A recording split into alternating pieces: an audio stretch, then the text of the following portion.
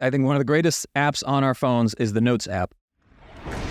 Different people journal. Sometimes they write things down. I've got the Notes app, and anytime I have something that pops into my mind, I'll just put it in the Notes app, and it's just a bunch of ideas. Now, it's important that it goes there before it goes to the team, because otherwise the team will be bombarded by new things that I think we should do without them having gone through a filtration process. And the filtration process that I go through is essentially weighing things on three real aspects, right? So one is time, the amount of time investment necessary to execute on this initiative. Money, which is like the financial investment or even the investment of resources. And then the third one is impact. And what type of impact will this make within the organization? So you've got time, money, and impact. And if you can find something that is low time, low money, and high impact, absolutely do it. I mean, those are like the lowest hanging fruit. Those are the honeypots. Absolutely execute. But generally what you find is the ideas or initiatives that have the highest amount of impact typically also require the highest investment of resources of time and money. On the converse, if you find something that is high time, high money, and low impact, you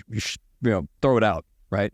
So when you do find something that hits, I mean, generally at this point, we will not do anything unless it has high impact, because it's just not the highest and best use of our time. And with the number of opportunities and ideas that we all have, it's important to focus on things that are just going to be the highest impact. And so for me, I'm not discouraged when something's going to require a greater investment of financial resources or even time resources. But when it comes to like the time resources, you have to look at the overall organization capacity and the capacity within teams. And is this something that we can do right now, or must it be prioritized later in the year or into the next quarter or the following year? Because the money is easy, right? You just write the check.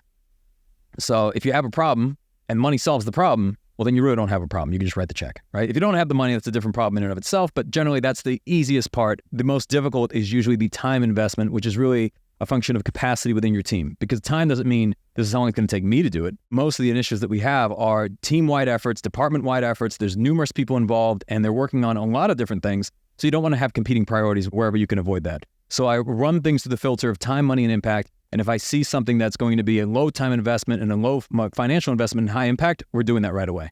If it's something that is a high time investment and a high financial investment, but is going to have high impact, we will absolutely do it. It's just a question of where does that sit in our priorities of whether it's something that we need to do like this quarter or next quarter, or push it further out. You really have to kill your darlings, right? Or starve your horses, or whatever the expression is. When you have ideas, I'll list out 100 ideas, and of those 100, maybe there's 3, 5 worth doing, and then 2 in there that are truly, truly, truly excellent, and ones that are really going to move the needle. So it's important to go through an iterative process to really map it out. And then also, when you have any sort of idea, it's really being clear, spending the time to outline clarity of what the success will look like, what does the outcome look like, what's the upside if you do it, what's the downside if you don't do it, who's going to be involved, and mapping that out. And I'll map out those things before you even bring it to the team. And that helps me go through the filtration process of being very clear on what it is that I want, what that idea looks like. So it's not just along the lines of, we should be the Uber for XYZ. That's just saying words.